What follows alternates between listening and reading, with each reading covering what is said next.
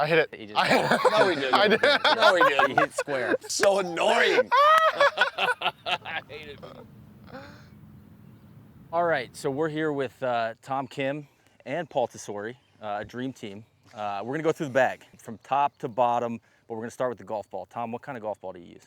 I use the Pro V1X. It's something that I've used really my whole life. I struggle with sometimes getting the ball up in the air, and this helps me a lot, so it's always been the same. And how do you mark your golf ball? So I start with a little circle here. My whole marking process is all about putting. These lines help me align the putter, and I do a little cross just, you know, for my faith and my beliefs, just to kind of remind me out there. And God, you got all kinds of stuff going on. Yeah. I love it. All right, well, let's hit some. Okay. So we'll start with driver. Okay. New driver in the bag. New driver in the bag. What are we working with? Using the GT3. I've always been in the 3 model, and I've been in the 3 model since the TS, so like I've been in it for a long time now. And as soon as I hit it, like it just, the ball flight, spin rates, and the curvature was so much better. And what kind of ball flight are you, like, what are you comfortable with? You trying to hit a fade, trying to hit a draw? So my go-to shot is a fade. I always like to kind of see it left to right, because I feel like before I used to kind of be like a drawer, and you'd have a block and you have left ball, and it just got really inconsistent. At least now, like when I miss it, it's kind of consistently right, so I can work myself around the golf course. And when you guys are warming up, are you using the TrackMan or simulator, like are you looking for a certain ball speed on the range? What are you looking for, spin rates or? He has kind of a process beforehand. Tom's one of the few, he doesn't really get to full speed ever on any of his clubs before he goes out. He'll kind of finish the session with maybe 6 shots at full speed, but I'll let him kind of answer that question.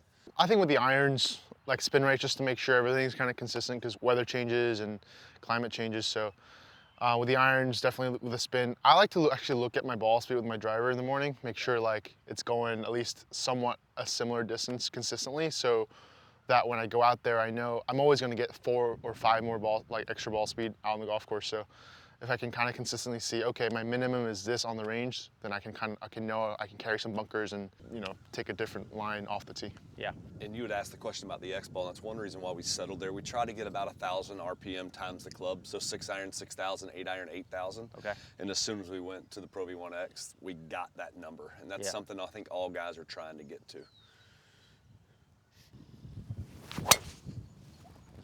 There we go. On the green, $20, Paulie. I don't know if I said it that time. Yes, sir. Well, it's $20. How much am I down now? One what? 170.8. Ooh. 285 carry. What if you need a little oomph in it? I cruise at like 170, 171, 172. Golf tournaments, I can get to like 173, I think, just because adrenaline-wise. But like, if I try to really rip one, I can get 180, which is kind of nice to have. And it kind of shocked him a little bit, because everyone thinks that, oh, like, you know, Tom's not that long, but actually I have it in the bag. He decided at Quail this year, as I've been watching 170 over and over. Yeah. I see, you know, Tom, we just have to continue to get a little bit longer, you know, continue to work on the body. He goes, well, I can hit 180 whenever I want. I laughed at him. I go, well, of course you can't. He goes, $50 says I can do it. I said, well, you definitely can't. I'll do 50. And he hit 181 out of the middle of nowhere. It actually made me mad. I don't want to know it's in there. Was this on the range? On the range. Okay, all right. Yeah. Like last week he hit 178, which is the highest I've seen in competition. He hit 178 on 16 on Saturday. Yeah. So like we know the speed's in there, and like. Does that ball do anything different? Does that go like right to left? No, it doesn't really technically go right to left, but it's funny because like recently I've made some changes with my golf swing, so it's the harder I hit it, actually kind of it straightens out the curve a little bit with the right miss. Yeah. So it's not really right to left. It's kind of just straightens out that curve to the right, but it's just somewhat hard to kind of do all the time. Yeah. All right, so one more with driver. What's your target here? Are you more of like, you picking a start line and a finish line, or just a start line? So we'll always start with a finish line, and then, you know, Paul will always give me like a land target, and then I just kind of see my shot to, like right now the wind's off the left, so I'll probably try to start it just right of that left bunker and try to come down at the hole. Okay. It's money. Nice there, bud.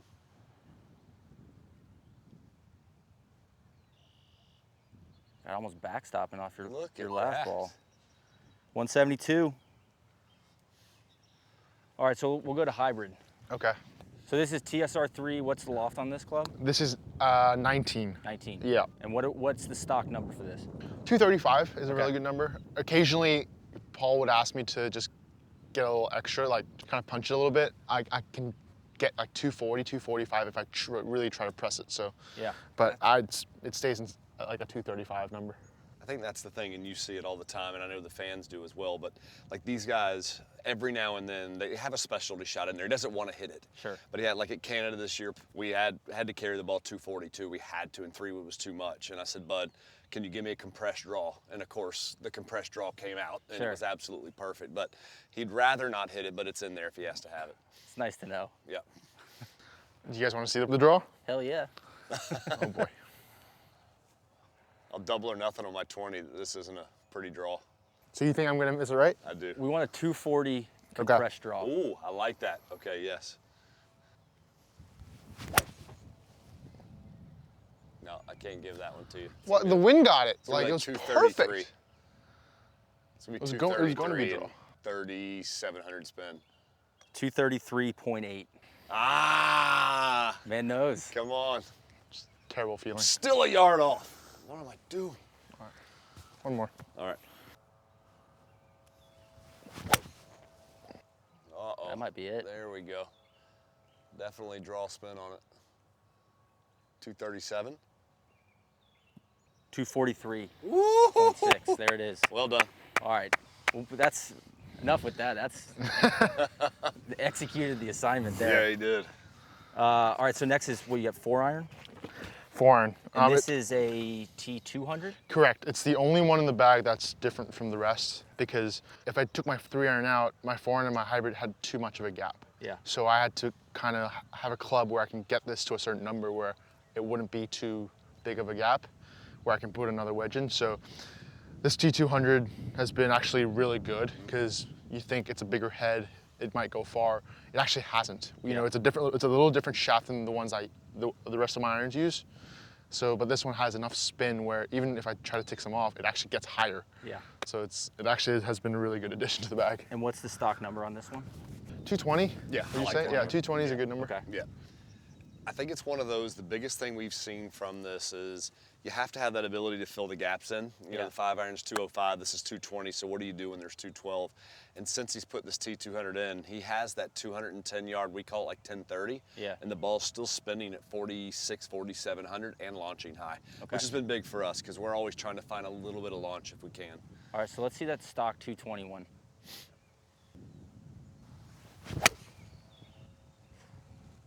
Probably gonna be like, I'm gonna go 215, 4,800.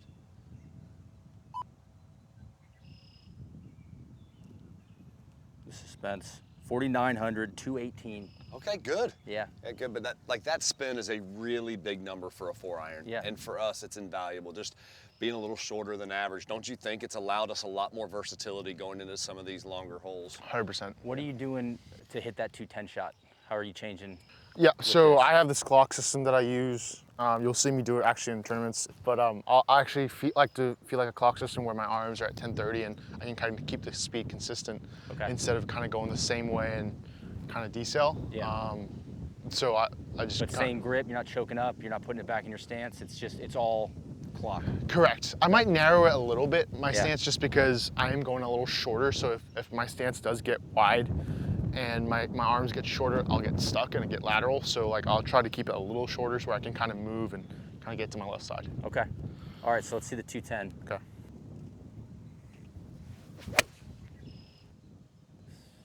Smooth. Nice.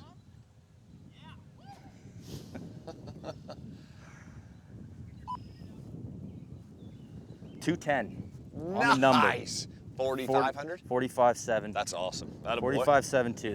That's Showing off a little bit impressive. today. A little bit. All right, so let's go to 5-iron. So I've got all 150s in the bag. Do you ever is there a feel difference between when you go from this T200 down to the 100? Yeah, a little bit, but nothing crazy. Nothing where I'm like, man, like it's too different. Because Yeah. if that was the case, I would never use a T200. It's funny, like the 150 almost made more of a difference for me. Yeah. Just because I felt like it was coming off so hot off the face for me. Where actually the T200, because there's a little bit more thickness to it, it doesn't feel as off. It doesn't make any sense because this is thinner and that's thicker, but like for some reason, it just, the combination works so well. And 5-irons, you said 205? 205, Stock correct. number? Yep. Okay.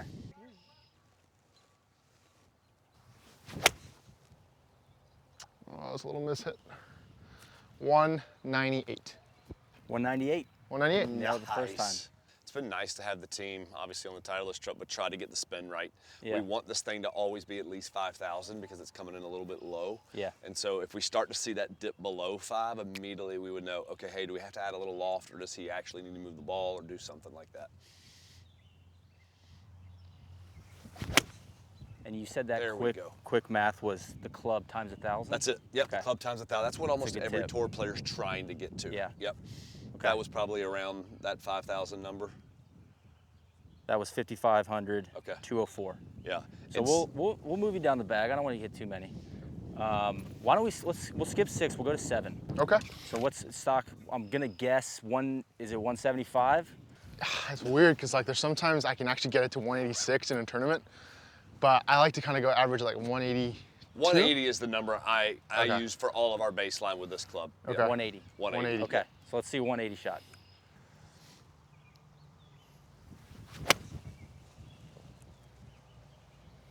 Sounded good. Pretty solid. Yeah.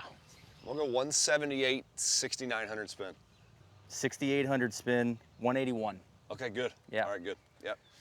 So would you rather him hit a hard 8 or a soft 7 if you had that 175? That's a really good question. So I'll let Tom I'm gonna answer start first. Okay. Yes. So when me and Paul first started working, I was told I never liked to hit it hard. You don't like to hit it hard. Never liked it. I've always liked taking off. Always struggled kind of getting more yardage. Yeah.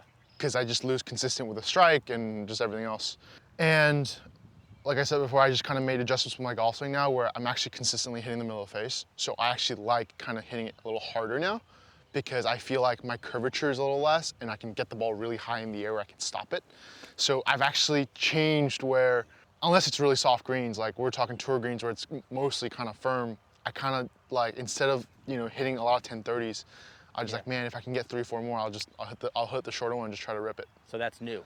That's new. Okay. And I think this is one of the great things, not only about golf, but about sport, is that you're talking about a guy who was the second youngest to 3 wins in tour history, all this other kind of stuff. But you have to look at, okay, how are we going to get to where we want to get to, which is eventually how are you going to get to number 1 in the world? Yeah. And it's one of the things he's doing now because we're a little lower ball flight team and not as long as some of the other guys, we need spin and we need height. Yeah. So the more he gets comfortable with adding a couple, it's what we usually say, hey, add 2 to a 7. So if you needed to get at 183, 184, the ball flight's going to go up, the spin's going to go up, and now all of a sudden you can stop the golf ball. And he's proving like week by week he's getting more comfortable with that, and it's going to give us a lot more like kind of diversity in the shots that we can hit and maybe some pins that we couldn't go at before. Yeah. We're going to start being able to kind of teeter more toward the pin and doing that. Yeah, love it. Okay, so let's see it then. 183 7-iron, Okay. right? Need Yeah, a little 3 extra. more. Okay. Yeah.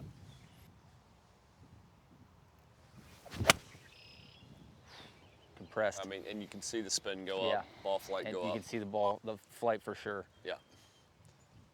7,300, 181, 182, 181.8. And that spin went up 500, Yeah. which is massive. It's almost like a half a club. Yeah. So the more he can do that, it's just going to make it easier for us. Yeah. All right, so why don't we go to pitching wedge? Okay. What's the stock number here? 142. 142. Would you agree with that, Paul? Yeah, I was going to say 140, but that probably makes And sense. this is not a T100. This is not a T100. This is just a Evoke design pitching wedge, 46 degree. I actually did use a T100 pitching wedge until last year. I wanted to be able to kind of make it feel like a wedge where when I need to hit a lot of, a variety of flights, Yeah. I can kind of have, almost I don't feel like I'm hitting an iron. And like just this 46 degree makes it feel like like a 50 or like a 54. So I Yeah. can just, this is just the way it looks down the bottom. I feel like I can have so much more spin control. So this is 46 degree, stock number 142? 40-ish. Yeah, 40-ish? 40 to Okay. 42, yep. And it's a club that at any time, he can take 5-yard increments from 125 to 140. Yeah. He should be within 2 every time. All right, so let's see 140.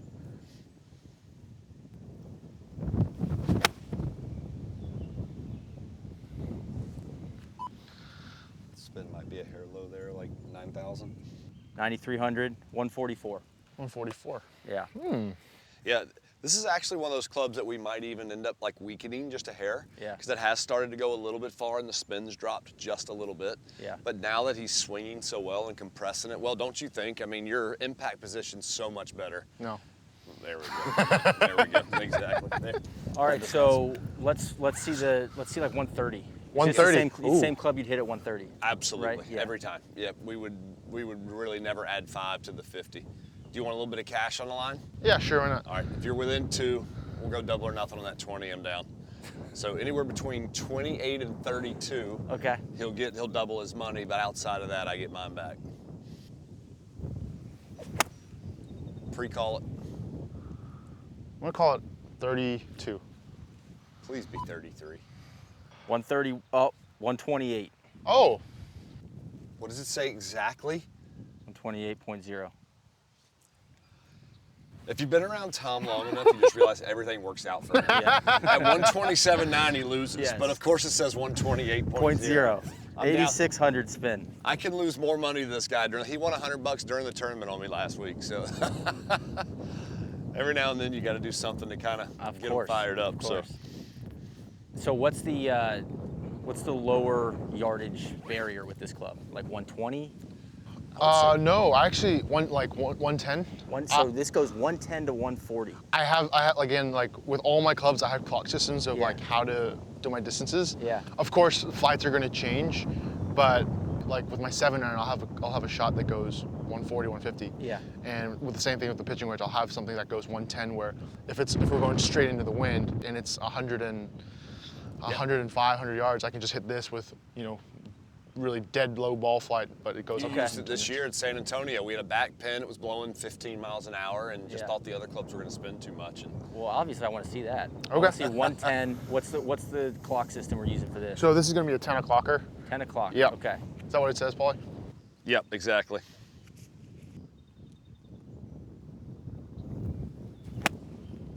This would be impressive. This would be pretty impressive. This would be hard, kind of, It's gonna sit, I think. without being warmed up. It's a little long. 116. Yeah. Okay. It was a little long. Okay. I felt it. Well, no. So 114.4. Oh, okay. It- 114 is the normalized. Okay, Yeah. all right.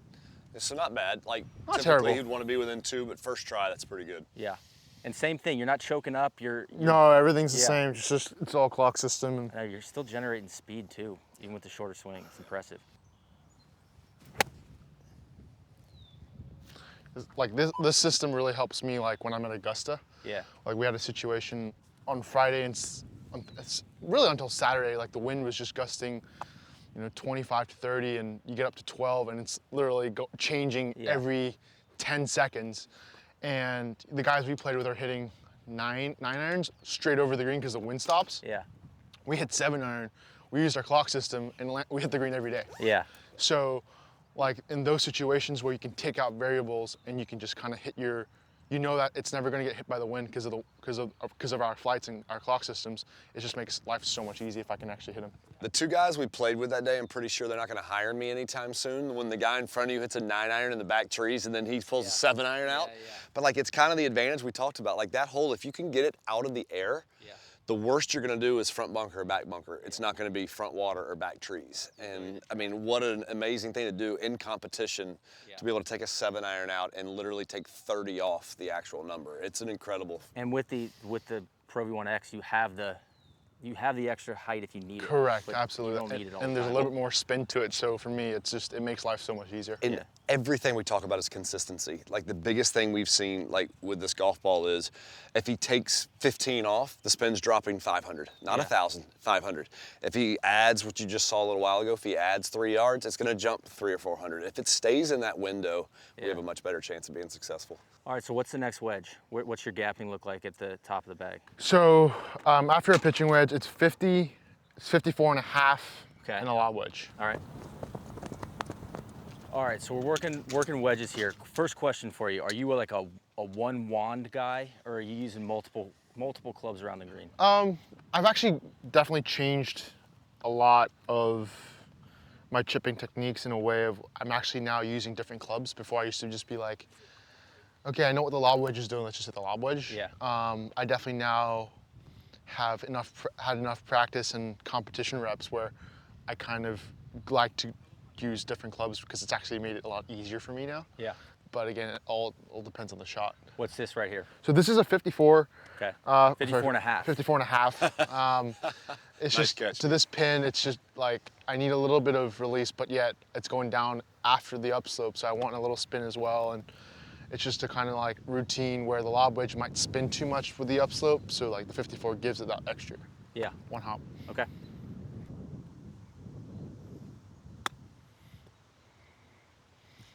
Nice. A little slower than last week. Wow, that green is very.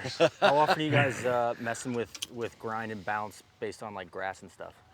I never like to change. I feel like it's my mind, the way it works. If I have something I've never really used in competition, I can't somehow be committed to the shots. I Yeah. just try to predict it.